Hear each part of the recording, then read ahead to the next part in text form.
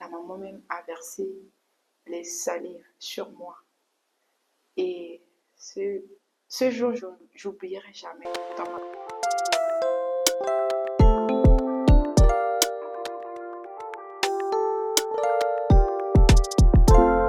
Bienvenue sur Finisango, le podcast qui met en lumière le parcours inspirant des jeunes artistes, créateurs de marques, entrepreneurs, professionnels, jeunes étudiants engagés à impacter le monde.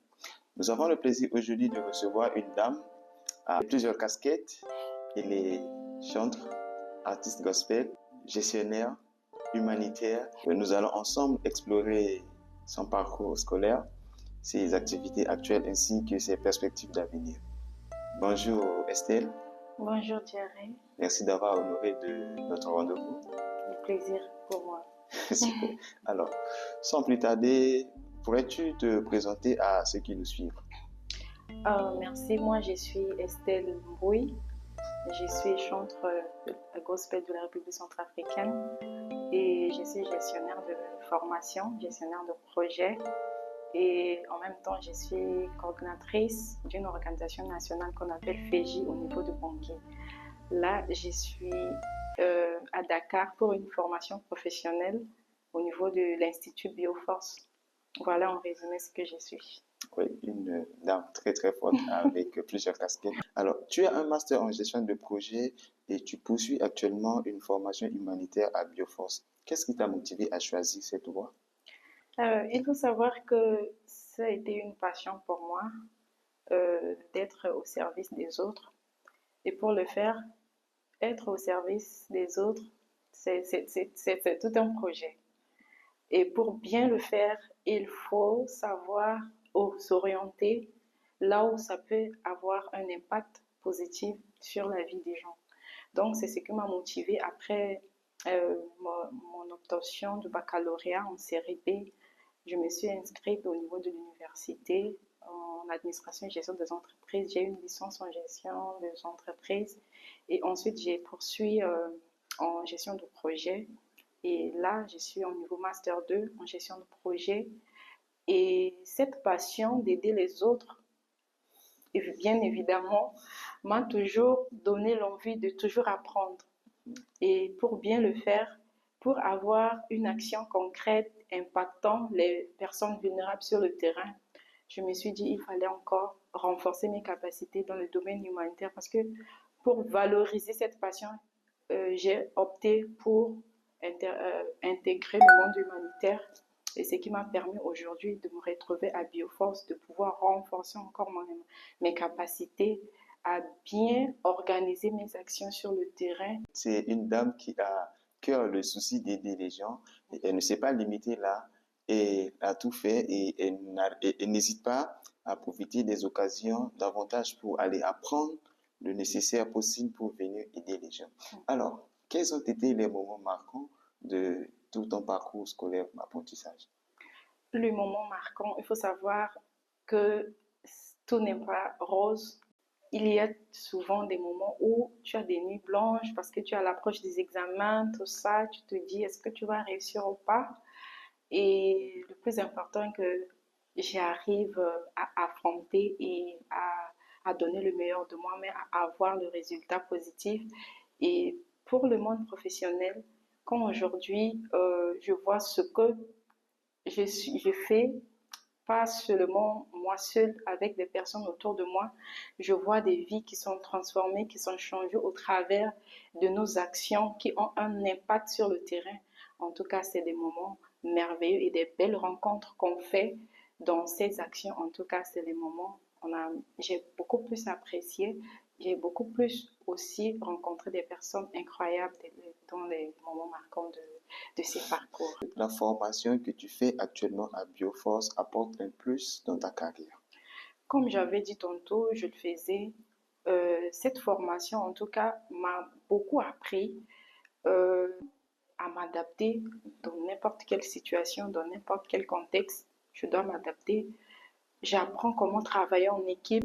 En tout cas, c'est un plus que Bioforce m'a offert dans mon parcours professionnel.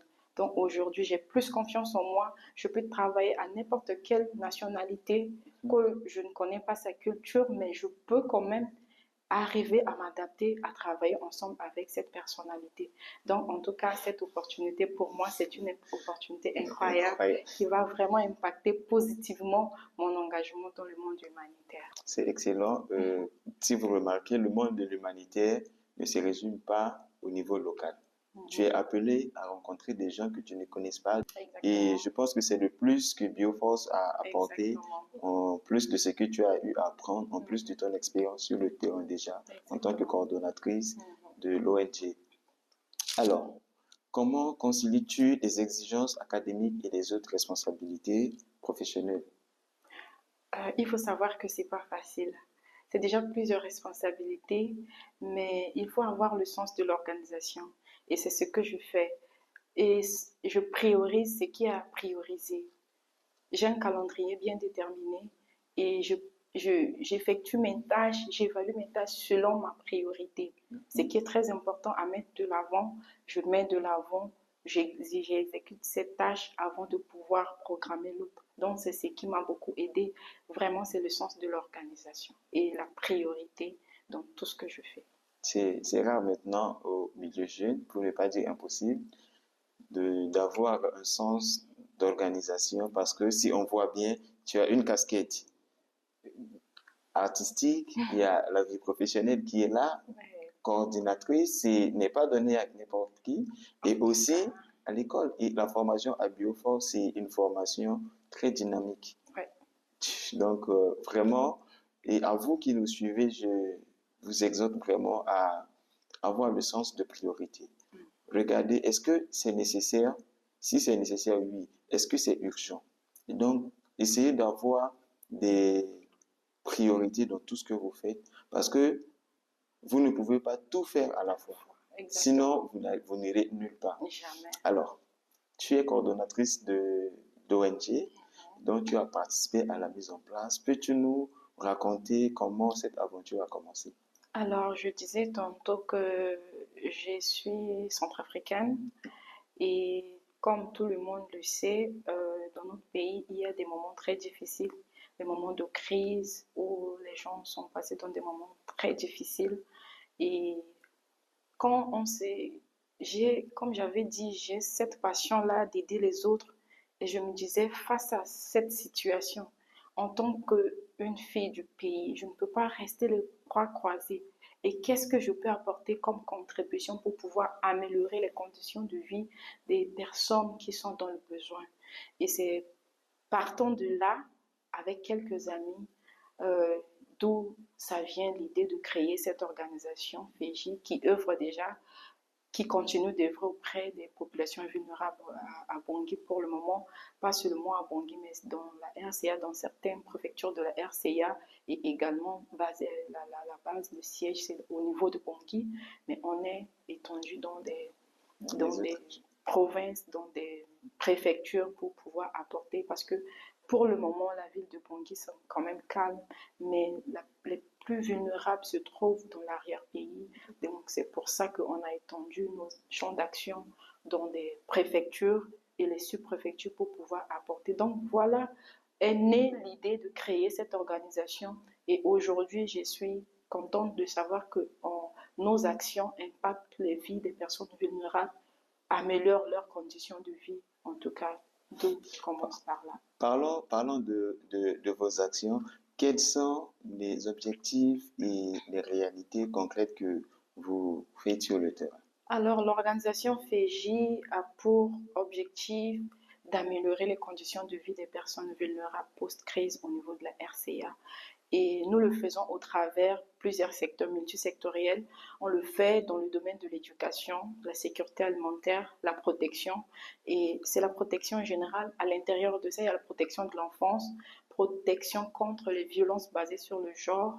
Donc voilà un peu les secteurs où on intervient pour pouvoir améliorer les conditions. Certes, on ne peut pas tout changer, mais on apporte notre contribution pour pouvoir améliorer la vie de ces personnes vulnérables qui sont vraiment dans le besoin, qui a besoin de notre apport, notre contribution pour que eux aussi ils ils arrivent à trouver le sourire comme toute autre personne.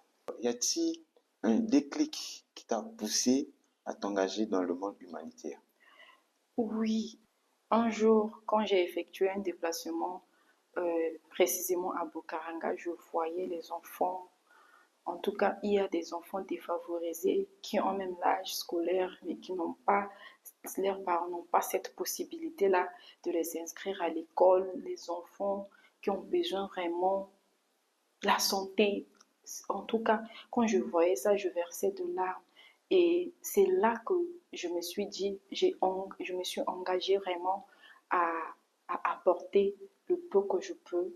Et aujourd'hui, par la grâce de Dieu, ça a un impact positif dans plusieurs sous-préfectures de Bangui, Ah, de la c'est, RCA, pardon.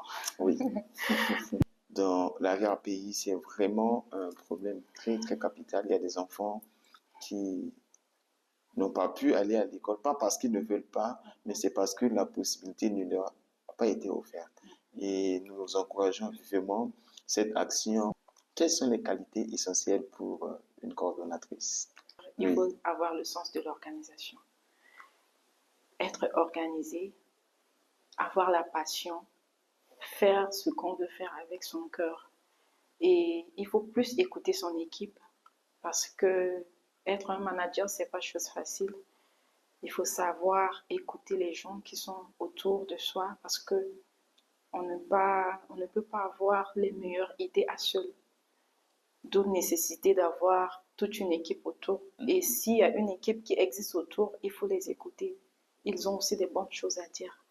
Et en tant que manager, en tant qu'un coordonnateur, tu dois les écouter. Tu dois être patient, tu dois être tolérant pour pouvoir bien manager. être un manager, c'est être un bon leader. Et être un leader, ne laisse pas les autres le faire. Parce que lorsqu'on est dans une équipe, on est dans l'obligation de travailler avec tout le monde, d'écouter tout le monde, de prendre les avis des uns et des autres afin d'avancer ensemble. Alors, comment ressens-tu l'impact de ton travail ou bien de votre travail sur les communautés que vous accompagnez? Déjà, voir les enfants qui n'ont jamais été à l'école commencer à retrouver le chemin de l'école, à aller à l'école très content au milieu des autres, c'est déjà un impact qui, qui m'encourage, qui nous donne le sens, qui nous donne vraiment, qui renforce nos engagements de pouvoir agir en faveur des personnes vulnérables. Non seulement voir seulement les enfants retrouver le chemin de l'école, mais il y a des femmes qui ont été violées, qui arrivent aujourd'hui à trouver des activités génératrices de revenus, à retrouver le sourire, à arriver à oublier les, les moments très difficiles qu'elles ont passés.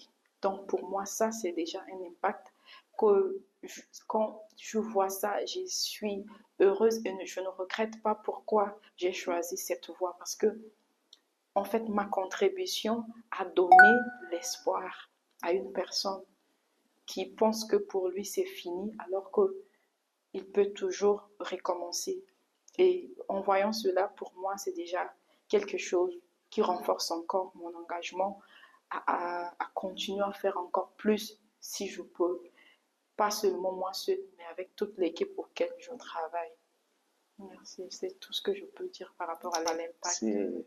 Je vois et je pense même ceux qui nous suivent vraiment voient combien cet engagement-là te tient à cœur.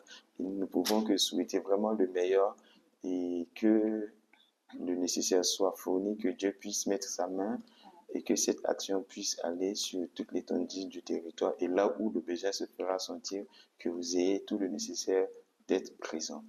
Alors, tu as un agenda bien chargé entre la musique, la formation et ton travail humanitaire. Quelle est ta recette pour tout gérer efficacement? Alors, je reviens toujours au sens de l'organisation. Certes, c'est pas facile, c'est plusieurs responsabilités. Et moi, j'ai un calendrier bien déterminé, bien défini. Et je sais déléguer aussi quand il est nécessaire. Je ne peux pas tout faire à seul et je ne peux pas tout faire à la fois. Donc, d'où nécessité de prioriser et faites ce qui est nécessaire. Quand est-ce que je peux être dans le monde professionnel? Quand est-ce que je peux me concentrer pour mon projet artistique, d'être au service du peuple qui a besoin aussi d'écouter des bonnes musiques, la louange, l'adoration qui peut faire du bien à une personne. Donc, je sais m'organiser, je sais m'organiser. Quand est-ce que c'est nécessaire de faire quoi? C'est ça qui fait ma force. Waouh! Le sens de l'organisation est très, très, très Très important. Il y a capital. une chose qu'elle a dit, c'est pas parce que on est responsable, on a une responsabilité qu'on doit tout faire. Oui. Il faut toujours penser à déléguer Voilà. et responsabiliser aussi ceux qui sont autour de nous, parce qu'ils sont appelés demain à nous remplacer si nous ne serons plus là. Alors, as-tu déjà confronté à des moments de stress ou de fatigue intense et comment tu as su te relever? Je me stresse souvent, mais ce qui m'aide, si je sens le stress, j'arrête tout.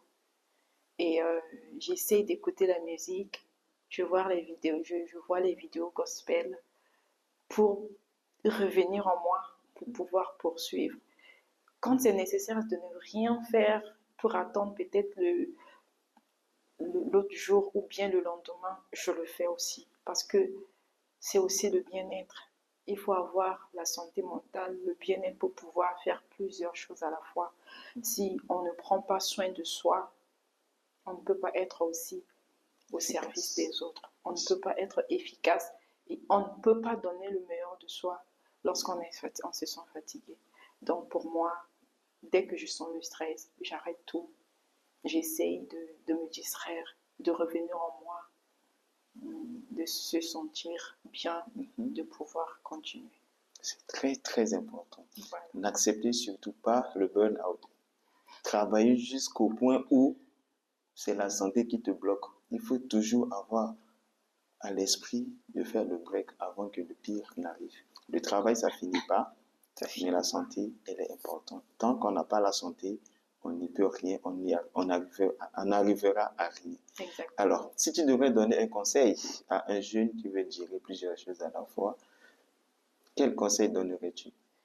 D'abord, avoir le sens de l'organisation et il faut oser. Parce qu'il y a plusieurs jeunes qui pensent qu'ils sont limités dans leurs propos, dans leurs imaginations. Si je me lance, est-ce que ça va réussir? Est-ce que je vais y arriver? Je dirais à une personne qu'il faut oser et avoir un sens d'organisation. Être organisé dans tout ce qu'on fait, c'est le plus important. Parce que même si on fait bien, mais d'une manière désordonnée, ça n'aura pas son impact, ça n'aura pas sa place comme il faut. Donc c'est nécessaire d'être organisé dans tout ce qu'on fait, d'avoir un calendrier bien déterminé. Tel jour, je dois faire quoi? C'est ça qui est très important. C'est ça qui va faire de nous un bon leader, un bon manager. C'est tout ce que je peux dire. Toujours le sens de l'organisation. Être un artiste gospel n'est pas donné à tout le monde. Et en plus de ça, tu es coordonnatrice de FEDI. Tu es en formation. Ce n'est pas court. Quels sont les plus grands défis auxquels tu fais face? Le plus grand défi, il faut savoir que c'est le défi de temps. C'est pas évident d'avoir le temps qu'il faut par rapport à plusieurs choses. Mais il faut savoir prioriser. Qu'est-ce que je dois faire? Si je devrais faire du côté artiste, qu'est-ce que je dois faire? Et je dois le faire quand? Je reviens toujours. Parce qu'il n'y a que ça à faire. Je ne peux pas dire quelque chose d'autre qui n'aura pas sa place. Il faut savoir organiser son temps. C'est très difficile, mais quand on est organisé et on priorise ce qui est prioritaire, je pense qu'on va y arriver. Oui. C'est tout ce que je peux dire. Donc, vous l'avez bien suivi. S'il y a là où Estelle met l'accent, c'est toujours le sens de l'organisation. Toute notre vie, quel qu'en soit ce qu'on veut réaliser, si on n'a pas le sens de l'organisation, il nous serait difficile d'accomplir nos tâches. Peut-être on peut réaliser, mais pas de manière efficace ou bien pas comme il le faut. Exactement. Et donc, il faut toujours prioriser ce qui est nécessaire et urgent, ainsi de suite. Alors, y a-t-il des préjugés ou bien des obstacles avec toutes les casquettes que tu portes? Il faut savoir que c'est c'est pas tout le monde qui apprécie tout ce qu'on fait. Déjà, si tu as ça en tête, ça ne va pas impacter négativement sur toi. Et pour moi, le plus important est de bien faire. Même s'il y a des préjugés, je ne calcule pas ça. Je travaille selon ma passion, selon mon engagement, et c'est le résultat qui va faire taire ceux qui auront toujours quelque chose à dire. Parce que si tu veux pas, les gens auront toujours quelque chose à dire, même si tu fais bien, même si tu fais mal. Et c'est mauvais souvent quand tu fais quelque chose et même la personne qui est proche de toi, qui pense que tu fais pas bien, au lieu de s'approcher de toi, ne préfère en parler. Mais moi, ce qui fait ma force, je ne tends pas l'oreille à ça et je reste focus sur mon engagement, je reste focus sur ma vision, le but, l'objectif à atteindre. Et quand le résultat est là, le résultat fait taire les personnes qui auront toujours à dire. Laissez le résultat de votre travail parler à votre place. Et n'oubliez pas aussi, si vous recevez des critiques, ça veut dire que vous êtes en activité, ça veut dire que vous êtes en action. Si vous ne l'êtes pas, mais personne d'autre ne pourra parler de toi parce que qu'est-ce qu'ils vont dire? Ils ne te verront même pas. Mais s'ils parlent, ça veut dire qu'ils ont vu, ils t'ont vu à l'œuvre et voilà, ils trouvent de quoi à dire sur ce que. Alors, contrairement à ces préjugés, quels sont les avantages d'avoir plusieurs casquettes? Je pense que l'avantage, c'est d'avoir plusieurs responsabilités. Tu es utile à plusieurs personnes et tu arrives à répondre aux attentes de toutes les personnes qui attendent quelque chose de toi. Tu arrives à les satisfaire. En tout cas, c'est ça l'avantage. C'est ça l'avantage maintenant. L'inconvénient, c'est... Bon, l'inconvénient, c'est le manque de temps. Et le problème de temps, en joignant plusieurs responsabilités, c'est ça l'inconvénient. Et deux fois, ça joue sur ta santé. Si tu n'arrives pas à bien te reposer, avoir plusieurs choses à la fois peut impacter aussi ta santé physique. Et puis voilà, je pourrais dire ça comme c'est important. Ouais. Ayez l'habitude de prendre du temps pour fumer. Ouais. Y a-t-il des moments où tu as envie de tout laisser? Oui. Tu te dis, est-ce que ça vaut la peine? Oui. Il y a eu des moments comme ça. Oh, c'était trop pour moi. Je sentais en moi l'envie d'abandonner. Mais toujours il y a quelque chose qui parle en moi, qui dit en moi, n'abandonne pas, ne baisse pas les bras, quel qu'en soit ce qui peut arriver, ton engagement tu dois rester focus sur ce qui est ton objectif et ça finira toujours par s'améliorer. Et c'est ce qui me donne toujours la force. Et dans tout ce que je fais, sans autant mentir, c'est Dieu qui m'aide. Si c'est pas Dieu, j'aurais déjà abandonné. Mais Dieu m'a beaucoup aidé dans mes parcours, que ce soit professionnel, artistique, c'est Dieu. C'est Dieu. Je reconnais vraiment les bontés de Dieu dans ma vie, l'envie, la détermination et la passion. Si ce n'est que humain, je ne pourrais pas en arriver là. C'est parce que c'est Dieu qui m'a aidé, qui m'a soutenu dans des moments difficiles, des moments où je pense que je peux tout abandonner, mais Dieu m'a tendu la main. Et me voilà, je continue la bataille. Ayons les regards fixés sur l'Éternel, et même dans nos faiblesses, il nous fortifie. Amen. Alors, tu sembles aimer une profonde volonté de servir.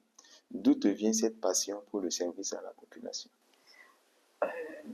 J'ai toujours naturellement cette passion en moi d'aider les autres, avoir la possibilité d'aider les autres. Et je me disais, moi seule, qu'est-ce que je peux bien avoir pour pouvoir être au service des autres? C'est pour ça que j'ai eu à l'aider cette vision de créer quelque chose. Et cette chose va m'aider à aller présenter devant des personnes qui ont cette capacité-là de me donner aussi cette force et à mon tour d'aider les autres, les personnes qui sont dans le besoin. Donc pour moi, ça a été une passion d'être au service des personnes qui sont dans le besoin. C'est une passion très humanitaire, si je peux le dire ainsi. Et c'est ça même qui m'a donné le goût d'intégrer le monde humanitaire en tout cas. C'est vraiment une passion. C'est vraiment une passion. Faites ce qui vous passionne, quels qu'en soient les obstacles, vous aurez toujours à cœur de continuer.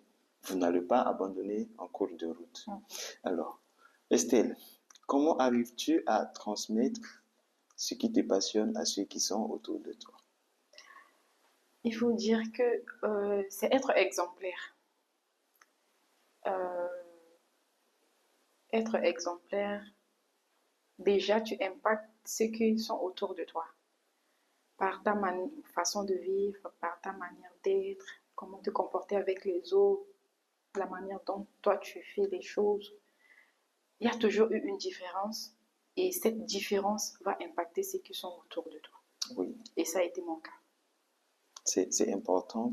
Alors, quels sont les projets ou les missions qui t'ont le plus marqué le long de ton parcours jusqu'à présent?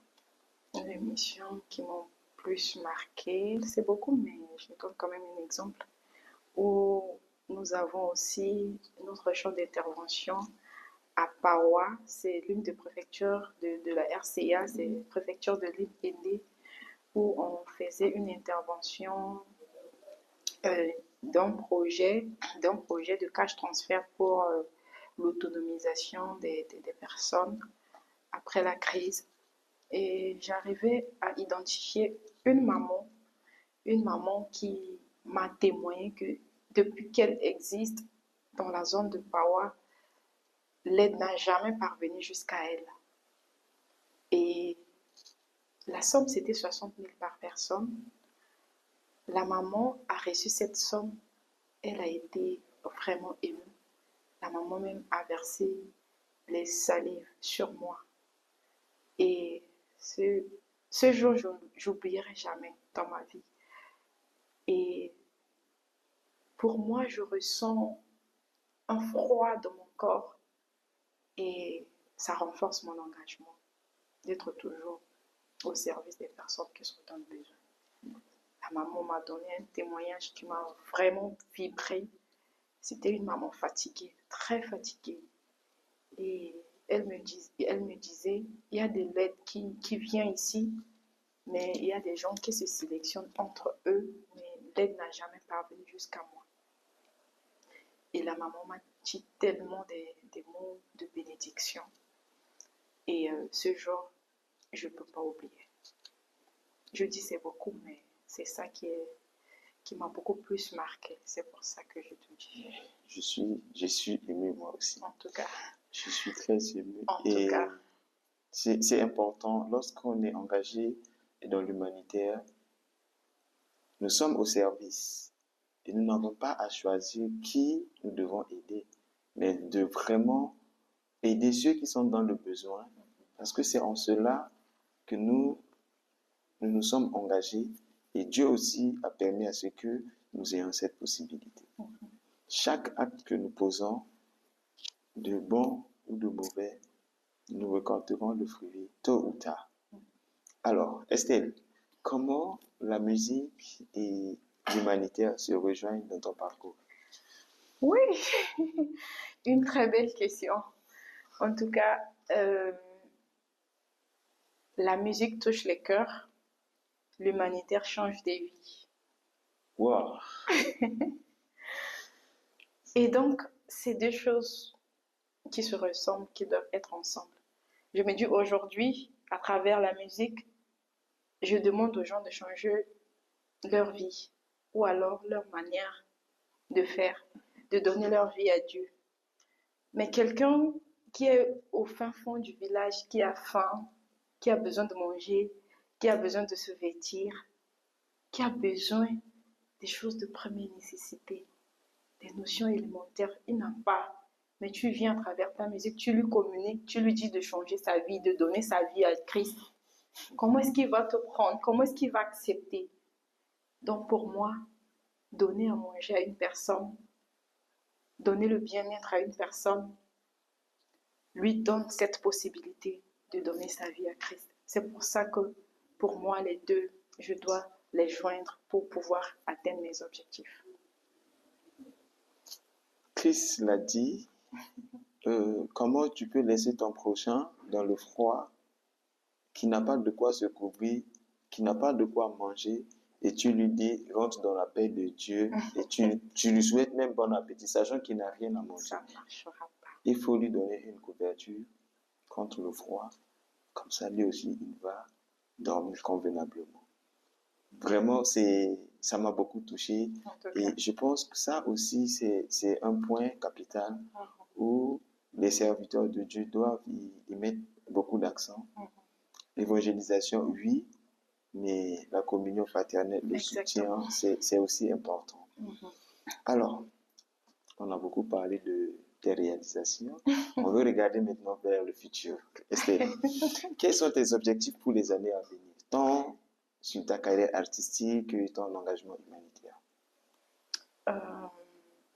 Voir mon organisation développer et voir ma carrière musicale grandir. C'est ça le plus important. Ouais. Vu qu'ils se joignent, l'un touche le cœur et l'autre la vie, et ils doivent toujours évoluer de pair. Alors, y a-t-il des collaboratrices, y a-t-il des collaborations, des projets ou des initiatives que tu aimerais concrétiser prochainement? Oui, surtout dans le cadre pour le projet artistique, oui, j'ai toujours eu cette envie-là d'avoir un manager qui peut m'aider, qui peut me booster dans tout ce que je fais. Ça n'a pas été facile jusque-là. Je n'ai pas encore eu cette opportunité d'avoir quelqu'un qui est là pour me coacher, pour pousser ce que je suis en train de faire. Il faut dire que c'est pas facile de faire ça seul, surtout qu'il y a plusieurs responsabilités. S'il y a quelqu'un à côté, ça va beaucoup aider. Et voilà un peu du côté de la musique et du côté professionnel, l'envie là d'avoir du partenariat avec des grandes organisations, des bailleurs, des personnes de bonne foi qui ont ce cœur-là de soutenir, d'apporter leur contribution à changer des vies, à améliorer les conditions de vie des personnes qui sont dans le besoin. En tout cas, c'est ça mon rêve. On a écouté le cri du cœur de Estelle. Déjà à seule, elle a su tenir avec sa petite équipe à réaliser énormément de choses qu'aujourd'hui, dans notre génération, on trouve très peu. Et elle a à cœur d'avoir quelqu'un qui doit l'aider. N'hésitons pas à apporter notre pierre à l'édifice, parce que l'affaire de l'humanitaire est une affaire de tous. C'est une affaire de tous et nous devons tous mettre la main à la pâte. Si tu pouvais rêver grand, où est-ce que tu te vois d'ici 5 à 10 ans? Disons, je peux dire, me voir à la tête d'une grande organisation impactante, bien sûr, et voir aussi ma carrière musicale être reconnue. N'hésite pas, peut-être que c'est toi le manager dont elle a besoin, c'est peut-être toi le bailleur dont elle a besoin. Si tu as à cœur d'aider et tu ne sais pas comment le faire, elle est là. Et après, on aura la possibilité de savoir où on pourrait la contacter et apporter notre aide nécessaire à tout ce qu'elle fait. Comment aimerais-tu impacter ta génération future à travers ton parcours? Être engagé, avoir la passion de le faire et organiser. C'est important. Voilà. Sans engagement, on n'y peut rien. Et si on n'a pas la passion, à moins d'obstacles, on laisse tout tomber. Et le sens de l'organisation est toujours important pour atteindre l'excellence. Alors, quel conseil aimerais-tu transmettre aux jeunes qui veulent combiner passion, engagement et carrière comme tu viens de le dire? Quelqu'un qui m'écoute, qui me suit en ce moment, avoir plusieurs responsabilités, c'est quelque chose qui est bien, mais il faut savoir bien faire. Il faut avoir le sens de l'organisation. Il faut avoir l'amour à cœur de le faire et de le faire bien. Surtout, il faut le faire bien. Si tu ne peux pas le faire, vaut mieux ne pas le faire. Mais si tu veux faire quelque chose, il faut le faire bien. Et pour le faire bien, c'est à travers la passion, à travers le sens de l'engagement, le sens de l'organisation. C'est à travers cela que on peut arriver à gérer plusieurs choses à la fois. Et on ne peut pas faire à la fois, mais il faut savoir prioriser. Je ne peux pas oublier ce mot. Voilà, on peut avoir plusieurs choses à la fois, mais organiser et prioriser qu'est-ce qui devait venir avant l'autre. C'est le conseil que je peux donner. Et ne soyez pas réticents. Engagez-vous, osez faire quelque chose. On ne doit pas toujours croiser les bras, commencer à aller chercher du boulot, passer par là. Mais même si on n'a pas encore trouvé, on peut déjà commencer à créer quelque chose et on va être étonné que ce qu'on a commencé petit, on arrive aussi à aider les autres. Parce que quand tu commences quelque chose, tu ne peux pas le faire seul. Tu vas engager certainement des amis à côté pour le faire. Et en le faisant, tu réduis le chômage et tu fais avancer les autres en même temps que toi. C'est important. Là où est-ce que vous vous trouvez, commencez. N'attendez pas le boulot. Si vous l'avez, gloire à Dieu. Si vous ne l'avez pas, gloire à Dieu. Mais là où vous êtes, il y a quelque chose que vous pouvez commencer. Ne minimisez pas vos compétences. Ne minimisez pas ce que vous avez à votre portée. Réfléchissez et voyez comment vous pouvez l'exploiter. Engagement, passion, l'organisation. Ce sont les 3 mots. Et si tu devrais donner 3 conseils, les 3 conseils sont là. donnés. Vous avez les 3 conseils. Donc vraiment, soyez passionnés, ayez le sens de l'engagement et de l'organisation. Appliquez ces conseils, vous verrez l'excellence. Et ça, ces 3 mots, notez-les quelque part. Et la Bible le dit dans Habakkuk. Écris sur un mur, sur un papier, et tu colles sur un mur le projet qui brûle dans ton cœur. Et chaque jour, quand tu te lèves, tu regardes, ça va te motiver, ça va te pousser à pouvoir les réaliser. Alors, quelle est ta devise ou ton verset biblique préféré qui te guide dans la vie? D'abord, j'ai une devise et j'ai les versets bibliques. C'est beaucoup, mais je retiens souvent 2. Le premier verset biblique, Matthieu 6, 33. Cherchez premièrement le royaume et la justice de Dieu, et toutes les choses vous seront données par-dessus. Quel qu'en soit tout ce qu'on fait, si on ne cherche pas Dieu avant, parce que même je suis là en train de vous parler, s'il n'y avait pas Dieu, si Dieu ne m'avait pas donné ce souffle de vie, je ne serais pas là à étaler mes parcours. Donc, Dieu en avant. Maintenant, le deuxième verset, tout est possible à celui qui croit. C'est Marc chapitre 9, verset 23 qui le dit, si je ne me trompe pas. Si tu crois, tout est possible. Et j'ai une devise, souvent quand je fais mes publications, je mets adorer Dieu, louer Dieu de notre style de vie. Pourquoi? Ça, c'est ma devise en fait. Parce que en tant que chrétien, on ne peut pas avoir le style de vie de tout le monde.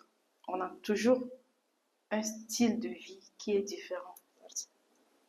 Ce que tout le monde fait, moi, je ne peux pas le faire. Je ne peux pas aller peut-être dans des boîtes de nuit, dans des bars dancing. Je ne peux pas aller peut-être, je ne peux pas porter ce que tout le monde porte. En tout cas, on a un style de vie que tout le monde ne peut pas accepter d'être comme ça. Mais c'est un autre style de vie en fait. C'est un style de vie qui est à part. Et en tant qu'enfant de Dieu, on est obligé de se, comment dirais-je le mot, s'abstenir de plein de choses. Parce que tu es obligé de le faire par rapport à ton statut de chrétien. Tu dois être exemplaire, tu dois évangéliser les autres, mais ça doit commencer par toi. C'est pour ça que j'ai cette devise. Adorer Dieu, louer Dieu, c'est un autre style de vie. Tout me permet, mais tout n'est pas utile. Ouais. Donc, c'est vraiment important et c'est très capital. Alors, Esther, nous arrivons à terme de notre temps. J'aurais aimé continuer encore, mais comme tu le dis, avec le temps, tu es vraiment précieux. Et donc, Et je suis toujours disponible pour les prochaines séances. Avant de conclure, y a-t-il quelque chose à dire? En tout cas, je remercie beaucoup Fini Sango. Je pense que c'est des jeunes qui ont initié cette initiative. C'est quelque chose à louer, quelque chose à apprécier de nos jours. Les jeunes sont tout autour des jeux inutiles qui ne peuvent pas rapporter quelque chose de positif. Mais voir des jeunes comme vous initier des genres des initiatives, en tout cas pour moi, tout le plaisir est pour moi d'acclamer cette initiative et je prie le Seigneur que ça ne se limite pas là, mais que ça grandit, quoi. La prochaine fois, on sera dans un studio bien avec tout le matériel nécessaire. Alors, tu es chante, artiste, gospel, tu as plusieurs casquettes. Aujourd'hui, si les gens aimeraient te contacter, où est-ce qu'ils peuvent te trouver? S'il y a des réseaux sociaux qui existent. Oui, sur tous mes réseaux sociaux, je suis Estelle Mbouy. Sur YouTube, si tu tapes Estelle Mbouy, tu verras mes œuvres. Tu vas sur Facebook, j'ai une page Facebook aussi, Estelle Mbouy. TikTok aussi, Estelle Mbouy. Sur Instagram, Estelle Mbouy. Sur LinkedIn, Estelle Mbouy. Estelle Mbouy, cherchez partout où vous voulez sur Internet, vous la verrez. Et ceci représente exactement les casquettes qu'elle porte.